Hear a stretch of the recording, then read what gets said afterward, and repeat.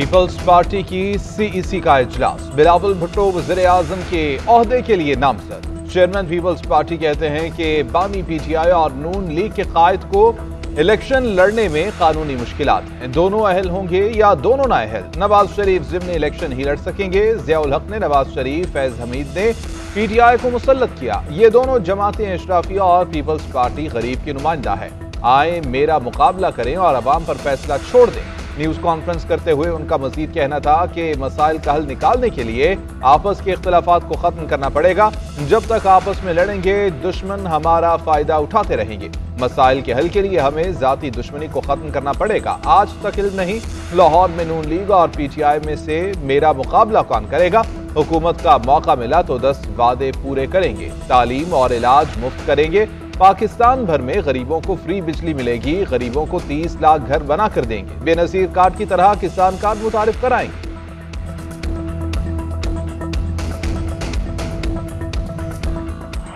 Peshawar high court से जरताज गुल की राहदारी जमानत मंजूर। पेशावर पुलिस समेत तमाम कानून नाफिज करने वाले इदारों को जरताज गुल की गिरफ्तारी से रोक दिया। खातून रहनुमा को 1 लाख रुपए के मुचलके जमा कराने का हुक्म। चीफ जस्टिस इब्राहिम खान ने फैसला सुना दिया, मुझे जमानत दे दें, ये लोग गिरफ्तार कर लेंगे।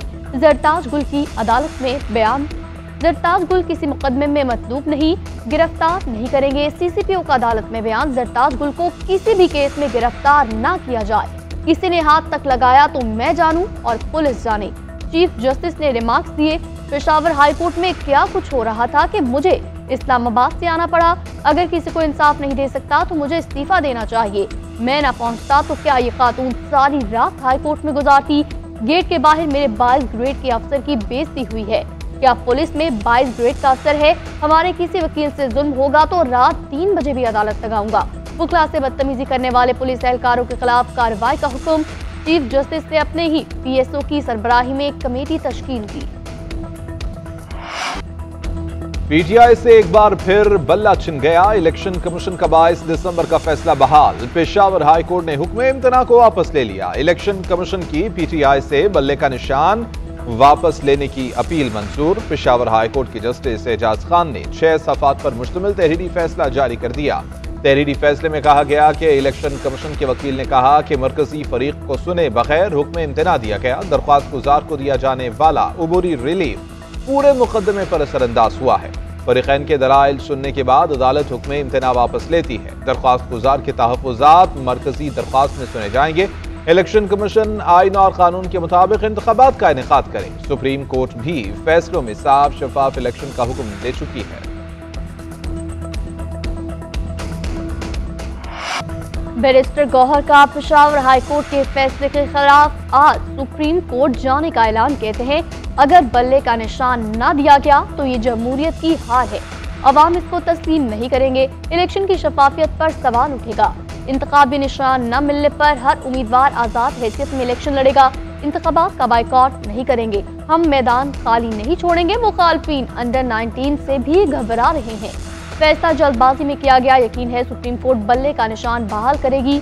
इलेक्शन कमीशन को हमारे बल्ले के निशान से कोई एतराज है तो हमें कोई और निशान अलॉट कर दें। हमने कभी नहीं कहा डायलॉग नहीं चाहते।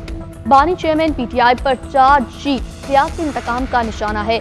बैरिस्टर अली जफर ने कहा मुल्क में करप्शन की बुनियाद रखी जा रही है। स्टे ऑर्डर वापस लेना समझ से बालतर है। अदालत ने कहा था तो जनवरी को डिवीजन बेंच फैसला सुनाएगा। इलेक्शन कमीशन ने सुप्रीम कोर्ट के कौन से हुक्म की तौहीन अदालत की दरख्वास्त दी। अब सबूत तो दें। जिसके भी कागजात नामजदगी मुस्तरद हुए वो अपील करेगा। बात खत्म। 2013 के इलेक्शन में भी इल्जामात लगाए गए। अदालत का तब भी वक्त जाया किया, कोई ठोस इल्जाम न निकला। मौजूदा चीफ इलेक्शन कमिश्नर को भी आपने तैनात किया, हमने नहीं। आप चाहते हैं हम इलेक्शन का काम करें, हम कैसे कह दें फलां सियासी जमात के उम्मीदवार के कागजात नामजदगी मंजूर करें, फलां के मुस्तरद करें। अदालत इलेक्शन के लिए हर सियासी जमात के पीछे खड़ी है। चीफ जस्टिस के लेवल प्लेइंग फील्ड केस पर समाअत के दौरान रिमार्क्स। लतीफ खोसा ने कहा पंजाब में पीटीआई को लेवल प्लेइंग फील्ड नहीं दी जा रही। हमारे उम्मीदवारों को रिटर्निंग अफसर के दफातर में जाने से रोका गया। पुलिस उठा लेती है, आरओ दफातर बंद कर देते हैं। क्या एक खत लिखकर इलेक्शन कमीशन जिम्मेदारियों से ही मुंबरा हो गया? चीफ जस्टिस ने रिमार्क्स दिए, आपने आईजी चीफ सेक्रेटरीज के खिलाफ तौहीन अदालत मांगी। इनका इलेक्शन से क्या लेना देना। अदालत ने आज ही chief secretary advocate general Punjab को नोटिस जारी कर दिए। इलेक्शन कमीशन हुकाम के अहकामात पर अमल दरामद रिपोर्ट तलब।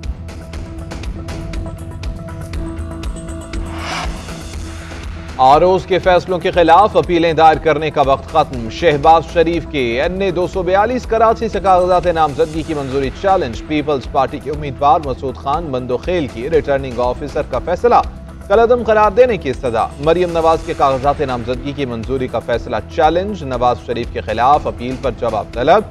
NA 122 में बानी चेयरमैन PTI की अपील दायर की गई। अख्तर मेंगल ने भी ट्राइब्यूनल से रिजू कर लिया। PTI के उमैर नियाजी के कागजात नामजदगी पर एतराजात खत्म। परवेज इलाही ने NA 59 और PP 23 के फैसले चैलेंज कर दिए। NA 214 से PTI उम्मीदवार शाह महमूद कुरैशी और जैन कुरैशी की अपील पर जवाब तलब। हलीम आदिल शेख की अपील पर भी इलेक्शन कमीशन को जवाब जमा कराने की हिदायत। फहमीदा मिर्जा 21 करोड़ की बैंक डिफॉल्टर निकली। कागजात मुस्तरद कर दिए गए। इस्लामाबाद के 3 हलकों से शुएब शाहीन की दरख्वास्त पर फैसला महफूज। इलेक्शन ट्रिब्यूनल में फरीकैन के दलाइल मुकम्मल। ट्रिब्यूनल ने इस्तफसार किया कि दोनों आरोप के ऑर्डर में एक लफ्ज का भी फर्क नहीं है। क्या दोनों हलकों के रिटर्निंग अफसर एक हैं?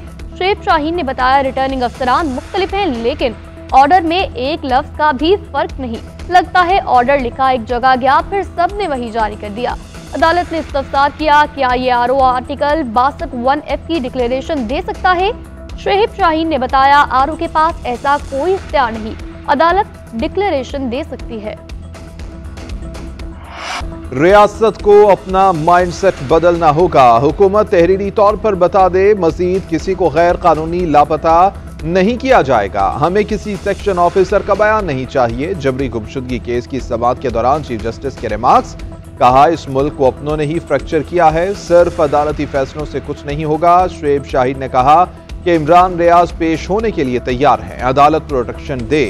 चीफ जस्टिस ने कहा कि किसी के जाती नौयत के केस नहीं सुनेंगे। क्या हम किसी के लिए रेड कारपेट बिछाएंगे?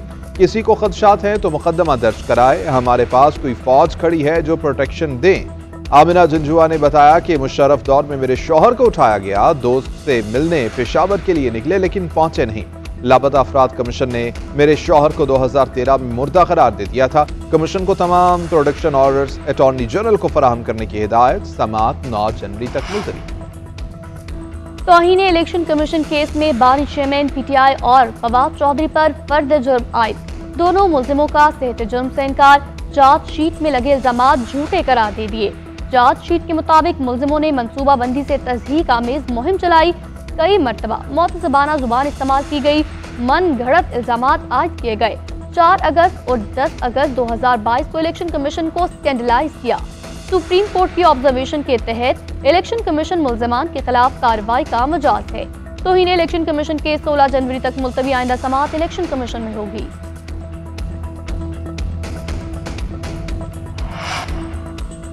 साबिक वज़ीर-ए-आज़म शहबाज शरीफ फैजाबाद धरना कमीशन में पेश न हुए। रवा हफ्ते बयान रिकॉर्ड कराएंगे। फैज हमीद भी बयान रिकॉर्ड कराने को तैयार। साबिक DG Rangers Punjab major general Naveed Azhar ने बयान रिकॉर्ड करा दिया।